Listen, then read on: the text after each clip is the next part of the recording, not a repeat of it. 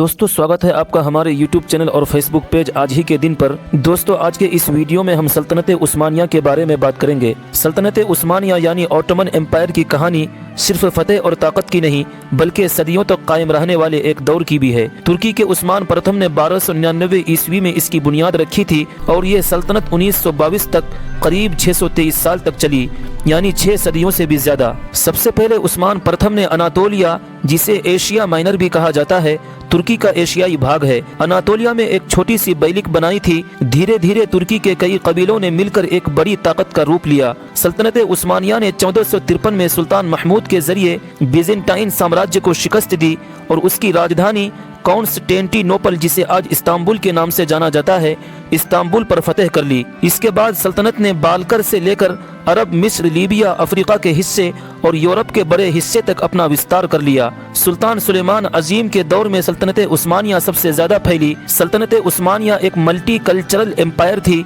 जहां मुसलमान, ईसाई, यहूदी, अरब, बल्गेरियन, ग्रीक, कुर्द सब रहते थे।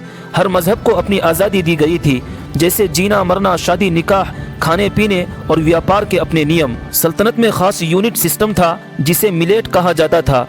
हर कम्युनिटी अपने मजहबी कानून के अनुसार अपना सिस्टम चलाती थी, लेकिन उस्मानी सुल्तान की हुकूमत को मानती थी। दराज अरसे तक सल्तनत उस्मानिया मुल्कों को जोड़ने वाली एक पुल थी। यूरोप और एशिया के बीच ट्रेड, साइंस, टेक्नोलॉजी, फसलों और संस्कृति का आदान प्रदान सल्तनत उस्मानिया के जरिए होता रहा। 19वीं शताब्दी में सल्तनत उस्मानिया का सूरज ढलने लगा। इसके पीछे कई वजह रही।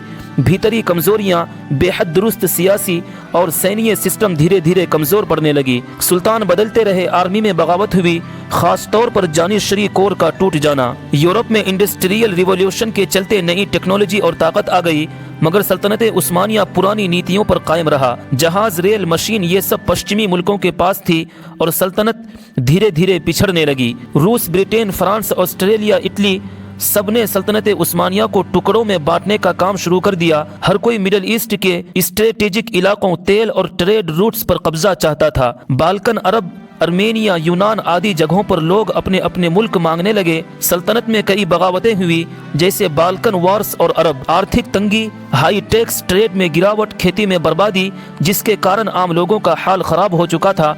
जनता ने कई बार बगावत भी की और सल्तनत का आखिरी वक्त 20वीं सदी की शुरुआत में सल्तनत उस्मानिया यूरोप की बड़ी जंग यानी फर्स्ट वर्ल्ड वॉर में हार गई। सुल्तान की हुकूमत धीरे धीरे कमजोर पड़ गई और 1922 में सुल्तान अब्दुल मजीद को हटाकर सल्तनत खत्म कर दी गई। मुस्तफा कमाल अतातुर्क ने नई तुर्की रिपब्लिक की बुनियाद डाली। सल्तनत उस्मानिया के टूटने के बाद Arab world, bulk, middle east और उत्तरी अफ्रीका में अलग अलग मुल्क बन गए।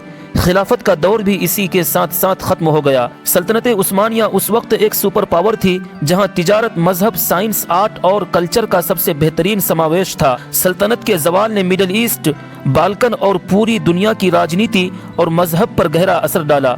अब भी तुर्की, अरब और बाल्कन में उस्मानी विरासत देखी जा सकती है। दोस्तों, सल्तनत उस्मानिया का सफर हमें बताता है कि हर ताकतवर सल्तनत एक दिन टूटती है, वजह चाहे भीतरी बगावत हो या बाहरी हमला, मगर उसकी याद महज तारीख नहीं बल्कि इंसानी कहानी है जिसमें शानदार दीन, फतेह, सियासत और फिर जवाल छुपा होता है। तो दोस्तों आज के इस वीडियो में बस इतना ही।